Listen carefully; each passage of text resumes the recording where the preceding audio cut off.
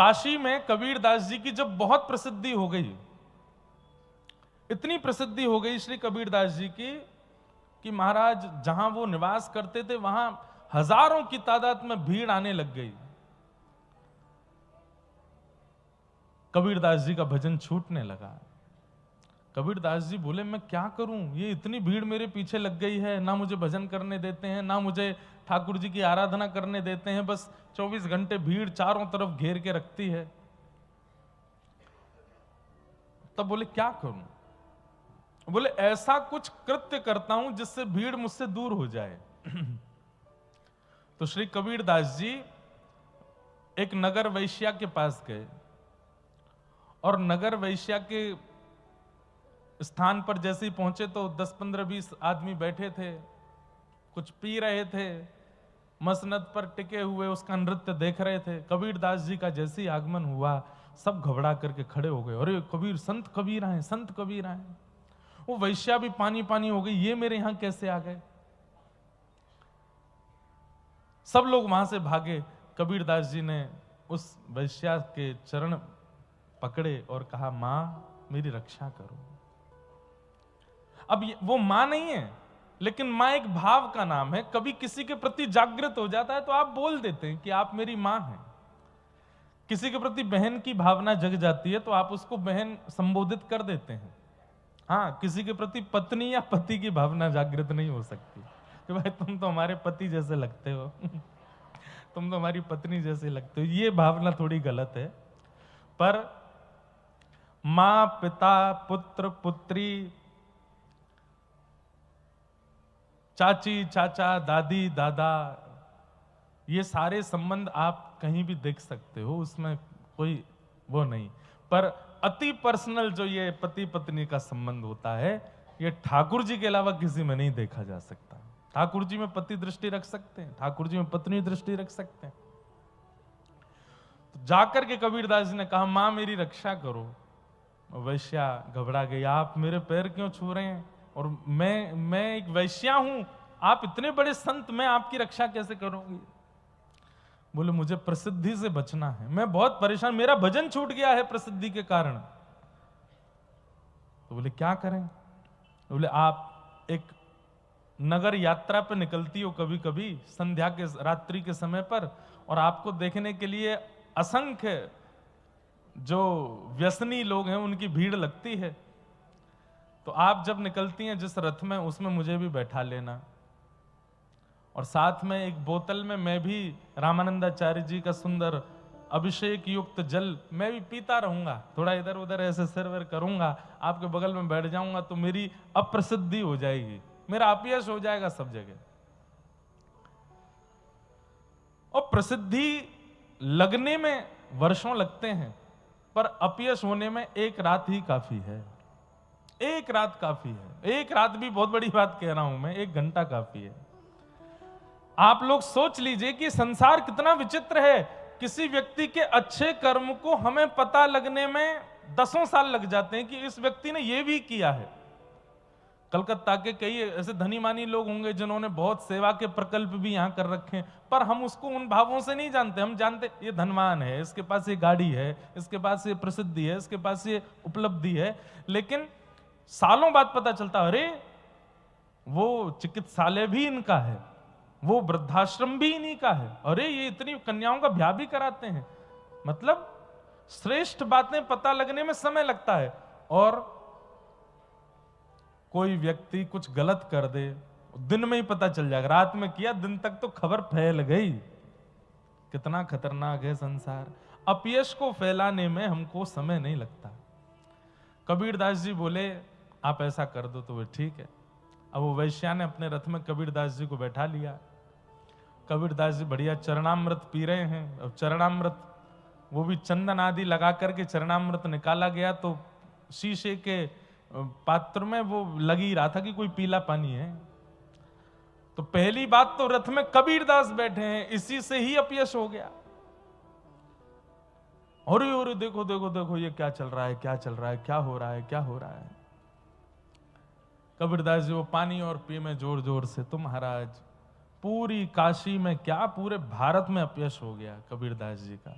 लोगों ने कह दिया हम तो पहले ही कह रहे थे मुस्लिम का जाया है, ये कैसे हिंदू देवताओं को पूज करके पूजनीय हो सकता है। जो लोग कबीरदास जी का सत्संग सुनने जाते थे, उनके माता पिता पतियों ने घर में रोक टोक लगा दी, अरे इसका सत्संग सुनने जाओगे, वो एक वैश्या के संग घूमता है। अचानक से भीड़ कम हो गई। कबीरदास जी बोले अब अच्छा है, अब शांति है, अब सब दूर दूर तक चले गए हैं, अब बढ़िया है। तब भजन में उनका मन लगा। तो अपयश जानबूझ करके कराया अपना, ताकि भजन, फिर बाद में राजा को भी संशय हो गया कि मेरे गुरुजी में सच में दोष है क्या।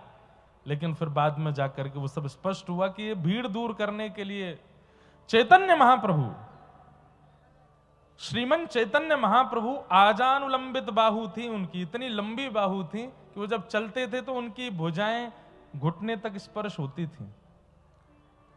दूसरा, चैतन्य महाप्रभु हैं तो श्री कृष्ण ही, तो जब चाल चलते थे तो वो उनकी चाल इतनी मधुर लगती थी कि मतलब मान लीजिए कि जब महाप्रभु जी प्रवचन करते थे तो हजारों की तादाद में पश्चिम बंगाल के वैष्णव सुनने के लिए आते थे, लेकिन उसमें 40% लोग सुनने नहीं आते थे, केवल महाप्रभु जी को देखने आते थे कि ये सुंदर कितने हैं। और फिर सुनहरे केश थे, सन्यास ग्रहण करने से पहले तो कभी कभी जब हवा चलती थी तो जब महाप्रभु जी के सुनहरे केश मुख पर आते और जब वो हटाते, आहा, पीछे के 10-5 लोग तो ऐसे मूर्छित होके गिरते। क्या स्वरूप है चैतन्य महाप्रभु का। और नाम ही है गौरांग, तो ऐसा गौर वर्ण था उनका कि जब सूर्य की किरण पड़ती थी तो उनके अंग को देख करके कितने लोग मोहित हो जाते थे। लेकिन महाप्रभु जी ने विचार किया, इतनी भीड़ हो गई है मेरे साथ में, ये भीड़ है किस लिए, इतने लोग प्रवचन सुनने वाले तो नहीं है। तब उनको पता चला कि ये मेरे रूप स्वरूप और मेरे उस पर ज्यादा आकर्षित हैं। तब जब महाप्रभु जी ने सन्यास ग्रहण किया और जैसे ही अपने केश दान करवाए, तो चैतन्य चरितामृत में कितना सुंदर भाव है कि जो नाई बाल काटने के लिए आया ना, उसके भी हाथ कांप रहे थे, महाप्रभु जी के केशों को मैं कैसे हाथ लगाऊं। और जब उसने अपना उस्तरा सिर पर रखा है और जैसे ही खींचना प्रारंभ किया, उसको 2-3 बार तो मूर्छा आ गई कि मैं कैसे कर सकता हूं, इतने सुंदर रूप को मैं कैसे केश विहीन करूं। तो महाप्रभु जी ने ही हाथ से पकड़ा, उसमें बल आया, बोले कि तुम्हारा कार्य है, करो। तो जब केश विहीन कर दिया तब भी लग तो सुंदर ही रहे थे, लेकिन 30% जनता कम हो गई। क्यों? वो मरी केश पर रहे थे वो, और केश चले गए। धीरे धीरे फिर वही रह गए जिनका माध्यम जगन्नाथ जी थे, जिनको जगन्नाथ जी को प्राप्त करना था, वो रह गए महाप्रभु जी के साथ। बाकी की जो अराजक भीड़ थी वो सब छटने लगी। तो ये विषय मैंने इसलिए शुरू किया कि हम कई संबंध भाव से मान लेते हैं, गुरु भी एक भाव का नाम है।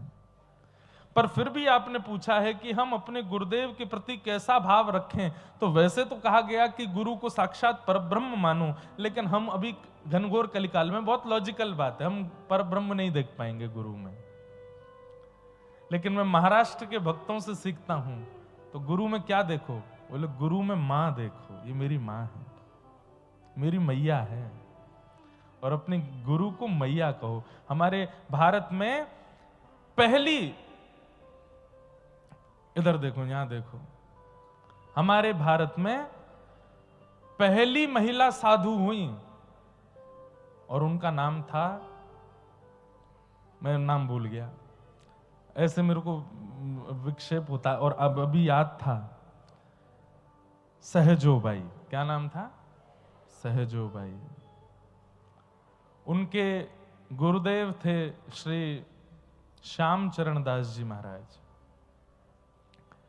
अब पूरा संबंध तो कैसे बताऊं, पर हमारी गिरधर लाल जी का जहां अभी ब्याहुला हुआ है, और ब्याहुला में जहां से हमारी श्री जी आई हैं ठाकुर जी की, वो इसी परंपरा से आई हैं जिनकी हम कथा सुना रहे हैं, श्याम चरण दास जी की श्री सुख संप्रदाय, जिसे सरस निकुंज कहते हैं, वहीं के आचार्य हुए श्यामचरण दास जी, उनकी शिष्या थी सहजोबाई। और वैसे शारीरिक संबंध में सहजोबाई और श्यामचरण दास जी दोनों बहन भाई हैं, दूर के बहन भाई थे। वो पूरा संबंध मुझे याद भी नहीं है, पर ये बहन भैया ही थे। पर अपने भाई को गुरु मानती थी सहजोबाई। तो उन्होंने अपने गुरुदेव के लिए जो संबोधन किया है, हम बालक तुम माई हमारी, हम बालक तुम माई हमारी, हम बालक तुम माई हमारी, हम बालक तुम माई हमारी, पल पल माही करो रखवारी, पल पल माही करो रखवारी। गुरु भी तो यही करता है, माँ भी यही करती है। माँ जब बालक छोटा होता है कहीं गिर ना जाए, कहीं लुढ़क ना जाए, कुछ खा ना ले, कुछ पी ना ले, कुछ उल्टा सीधा उठा ना ले, माँ 24 घंटे ध्यान रखती है उसका। गुरु भी तो यही करता है। अगर आप हर दिन अपने गुरु की वाणी सुनते हैं तो गुरु क्या करता है? संभालता ही तो है। ये मत करना, ऐसा मत कर देना, यहां मत चले जाना, ये मत खा लेना, ये मत पी लेना, इस प्रकार का व्यवहार विचार मन में मत ले आना। पल पल माही करो रखवारी, पल पल माही करो रखवारी, हो हम बालक तुम माई हमारी, हम बालक तुम माई हमारी। वैसे तो गुरु परब्रह्म हैं, परंतु आजकल जो समय चल रहा है, हो सकता है कि आप परब्रह्म दृष्टि ना कर पाओ गुरु के प्रति, इसलिए मां की दृष्टि रखो। वो भले ही पुरुष रूप में, फिर भी उनको मां ही देखो, ये हमारी मैया है, हमारी मां है। संत श्री ज्ञानेश्वर माउली उनको कहते हैं महाराष्ट्र में। माउली मतलब मां। ज्ञानेश्वर जी महाराज को माउली कहते हैं। वहां तो पंडरीनाथ विठल भगवान को भी माउली कहते हैं। रामकृष्ण परमहंस कौन है? स्वयं विवेकानंद की मां है, मैया है, वही तो समझा रहे हैं।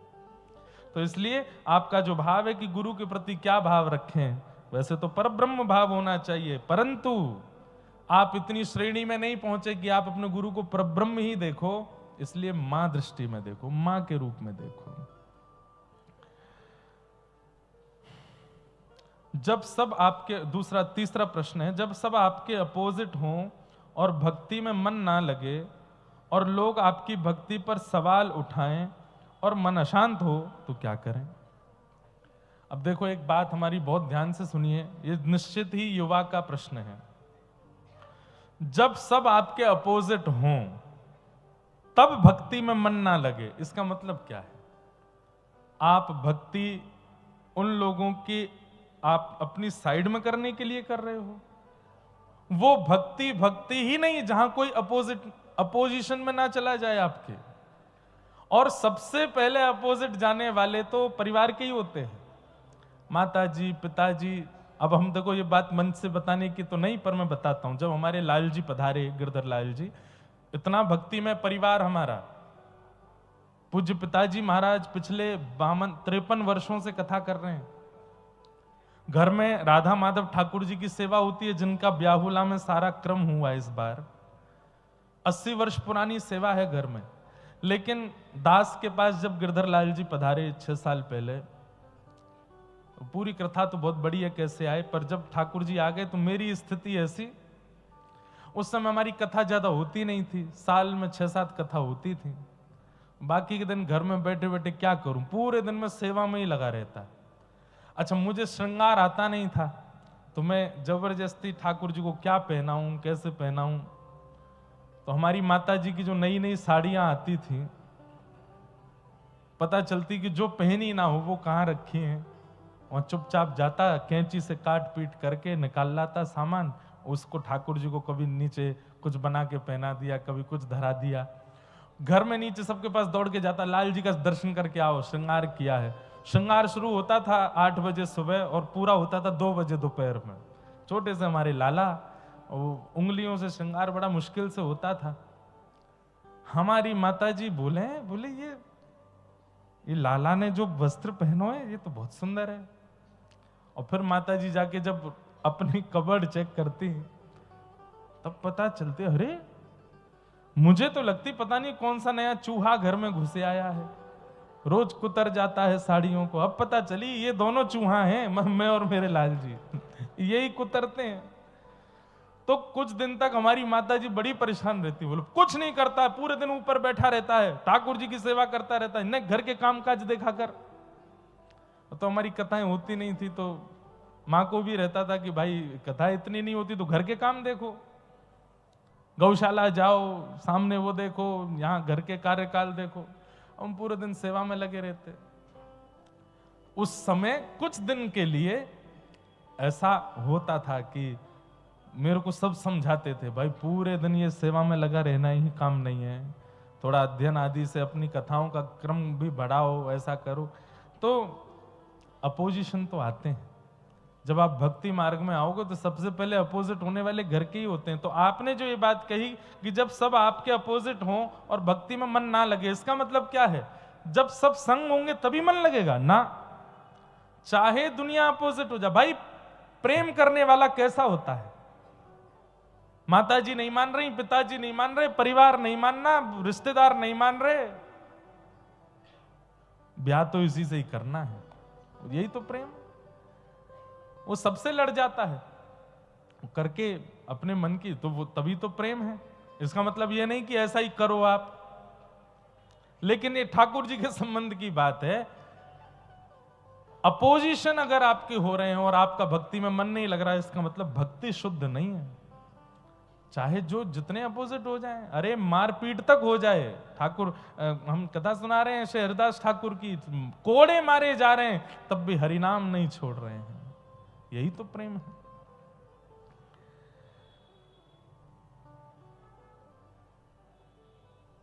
फिर किन्हीं ने लिख करके कहा है कि महाराज जी जीव गोस्वामी पाद जी के बारे में भी कुछ कहिए। जरूर सुनाऊंगा, मन में भाव आएगा।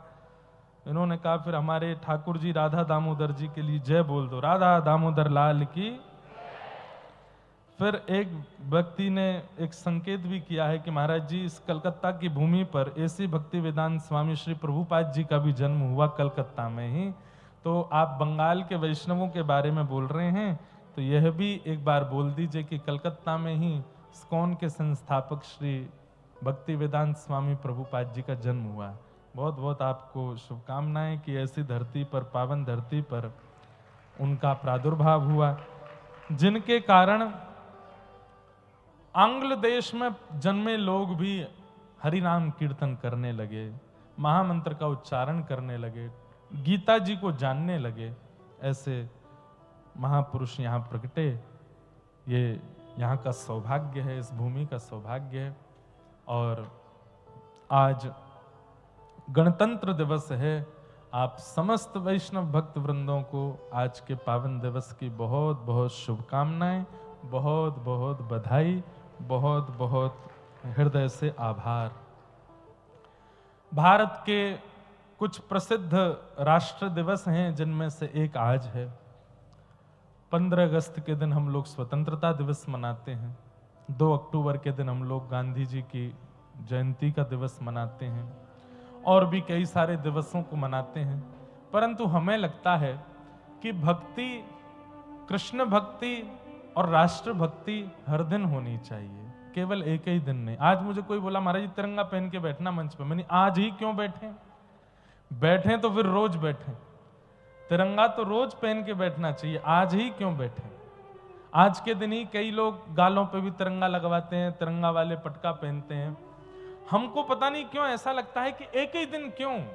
अब नवरात्रि में भाई लोग और कई परिवारी लोग छोटी छोटी बालिकाओं को घर में बुला करके उनका पूजन करते हैं, चरण धोते हैं, उनको होते हैं। अरे महाराज 9 दिन में अगर कोई पिता बेटी पर गुस्सा भी करे तो सब अरे भाई नवरात्रि चल रही है, अभी लाली पे गुस्सा नहीं। ये नवरात्रि 9 ही दिन की थोड़ी होती है, हर दिन होना चाहिए। एक स्त्री का पूजन, एक बालिका का पूजन, एक बालिका का सम्मान तो हर दिन होना चाहिए। तो ये जो हमने पूरे साल भर में कुछ दिन राष्ट्र को, कुछ दिन ठाकुर जी को, कुछ दिन देवी आराधना को दिए हैं, हमें लगता है 365 दिन ये होना चाहिए, ये एक दिन का विषय नहीं होना चाहिए। आज के दिन तो इतनी राष्ट्रभक्ति जग जाती है, सुबह सुबह अभी वंदे मातरम चल रहा है, कहीं पर राष्ट्रगान, कहीं राष्ट्रगीत, कहीं तिरंगा फहराया जा रहा है, और कल कुछ नहीं होगा, 27 जनवरी को नहीं होगा। ऐसे ही नवरात्रि में होता है, 9 दिन तक तो बिल्कुल व्रत करते हैं, और जहां दशमी लगी, एकादशी गई, द्वादशी को महाराज भारतवर्ष के मुर्गों की सामत आ जाती है। बोले 9 दिन तो तुम बच गए, अब कहां भागोगे, मछलियों की सामत आ जाती है। ऐसे नवरात्रि का क्या फायदा, ऐसी रामनवमी जन्माष्टमी का क्या फायदा, जहां पर केवल एक ही दिन ही ठाकुर की आराधना में हम पूरा सर्वस्व लगाते हैं। इसलिए ये गणतंत्र दिवस, स्वतंत्रता दिवस और राष्ट्रभक्ति का तो हर दिन होना चाहिए। इस राष्ट्र को बार बार प्रणाम करते हैं जिस राष्ट्र में हम जन्मे हैं, और इस राष्ट्र को बार बार प्रणाम करते हैं जिस राष्ट्र ने इतने भक्तों को जन्म दिया है। इस राष्ट्र को बार बार प्रणाम करते हैं जिस राष्ट्र ने साक्षात ठाकुर जी को जन्म लेने के लिए यहां आना पड़ा। ऐसे इस राष्ट्र भारत को हम बारंबार वंदन करते हैं, बारंबार प्रणाम करते हैं, बारंबार नमन करते हैं। आप सबको बहुत बहुत बधाई।